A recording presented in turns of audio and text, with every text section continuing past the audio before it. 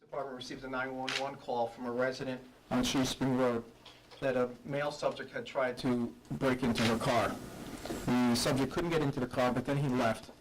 He fled into the woods, and we received a call from another resident nearby on Shoe Spring Road as well, about 10 minutes later, and that caller said that a suspicious person was inside their home, and the subject was similar in description to the first party who tried to get into the car. The party in the house refused to leave. The police officers responded. The fellow was covered in blood and needed medical attention. The unidentified male was taken into custody and transported to the Norwalk Hospital for treatment. The investigating officers continued their investigation of the initial incident, attempting to identify who the subject was and what had taken place to cause his injuries. At 4:24 p.m., the Wilton Police Department received a third 911 call from a home on Signal Hill Road. The caller, a family member, reported that Edward Ramsey, age 73, was found by them and was unresponsive. Responding officers located Mr. Ramsey deceased as a result of apparent blunt force injuries he sustained to his body. Responding officers and detectives identified the injured party on Shoe Spring Road who had entered the home and tried to get into the car as Aaron Ramsey, age 22. Aaron Ramsey is the son of Mr. Edward Ramsey, who has passed away. In addition to the Wilton police officers and detectives that have investigated this case since yesterday afternoon, we have called the State Police Major Crime Scene Investigative Unit, and we have utilized them to assist us in processing the crime scene on Signal Hill Road. Aaron Ramsey has confessed to the murder of his father, Edward Ramsey, in their Signal Hill Road residence just prior to attempting to enter the vehicle on Shoe Spring Road and entering the home on Shoe Spring Road. His confession was obtained by Wilton Police detectives last night. Aaron Ramsey of 125 Signal Hill Road, age 22, has been charged with murder, attempted larceny in the first degree, and burglary in the third degree. He is presently being held on a court-set bond of $1 million and is expected to be arraigned today at Norwalk Superior Court. Are there any questions? Is there any idea what prompted this? At this point in the investigation, the detectives are still working on it. We're less than 24 hours out from when this incident occurred. There's still a lot of work for them to do. There's a lot of investigation for them to do, follow-up work that they need to do.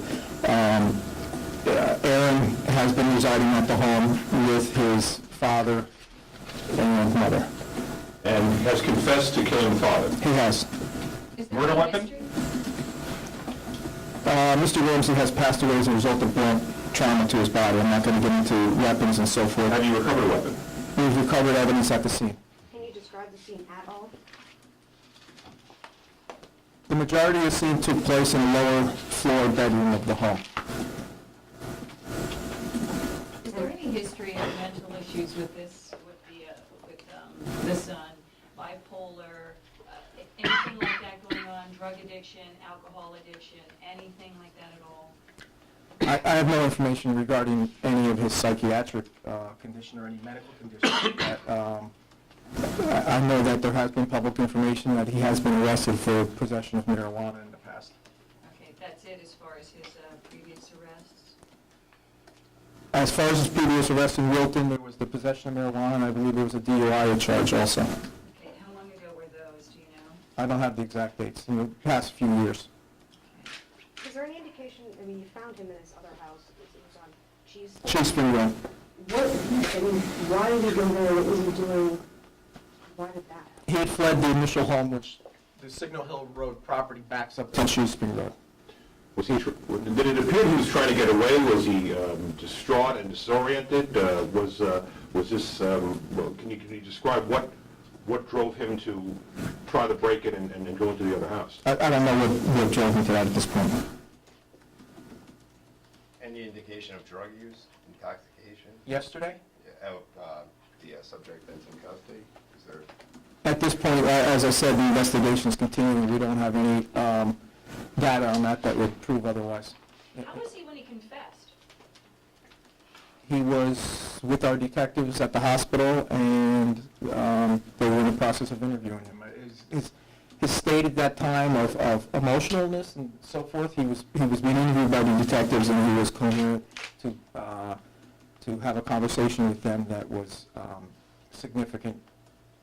But it didn't seem to be like he was on drugs or drunk or anything like I that. can't answer a question like that. Okay. Have you One ever at a been time. called to the house before? Is We- there any history of We problems? have been there. As a result of problems with the son and the parents? I don't have detail of that at this point. There's, like I said, we're less than 24 hours away from this occurred. Our initial thought and initial focus is we need to find out what happened at the scene, find out who is responsible for that, and what led up to the circumstances of yesterday's incident. Past history from last month, a year ago, 5 years ago, is not our focus at this time, so I really can't answer that question. But you've honestly. been called there We before? have been to the home. How many times? I don't know. And can you say why you've been called to the home? At this point, no. I just, like I said, we're focusing on what occurred yesterday.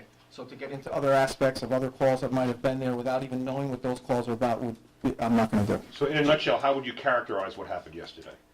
That's a tragic event. You said the 911, One at a time, please. the 911 call came at about 4:25. The third call, yes. Who made that call and what time do you suspect that the homicide actually happened? A family member made the call, and it occurred probably somewhere between 3 p.m. and the call. And the victim again is Edward Ramsey, he's 73? Yes. Okay.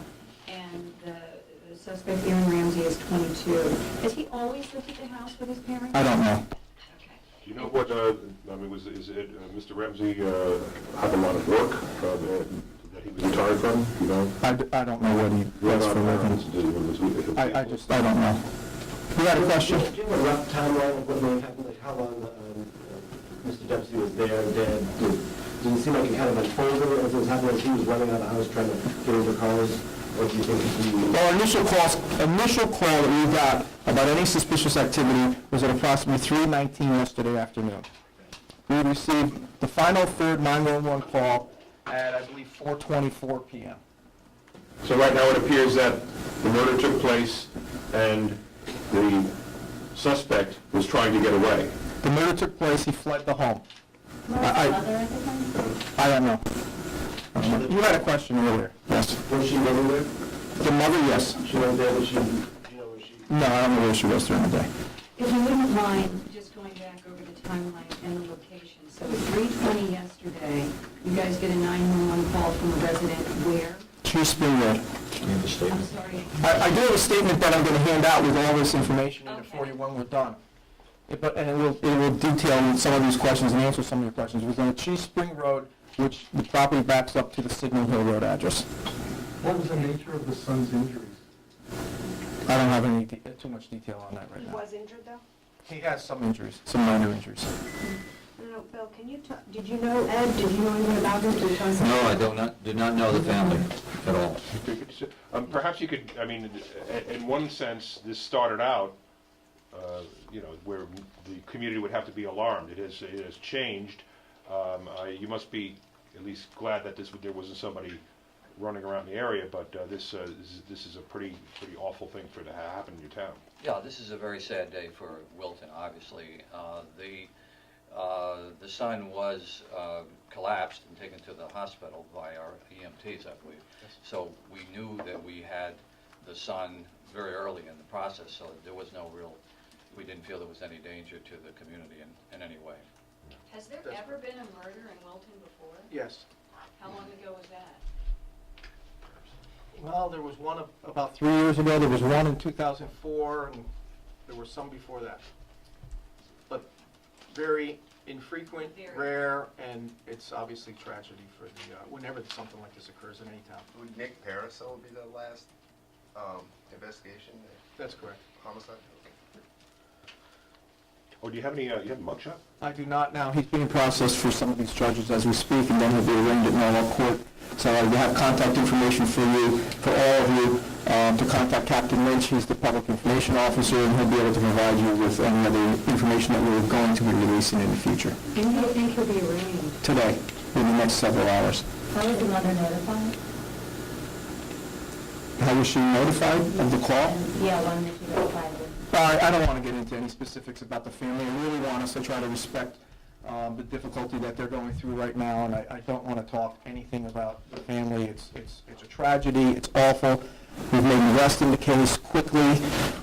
We've brought it to some closure here, but the family are the people who are going to have to live with this for many years, and I really am asking everybody in this room and in the community to respect the Ramseys and what they're going to have to deal with as they move forward in their lives.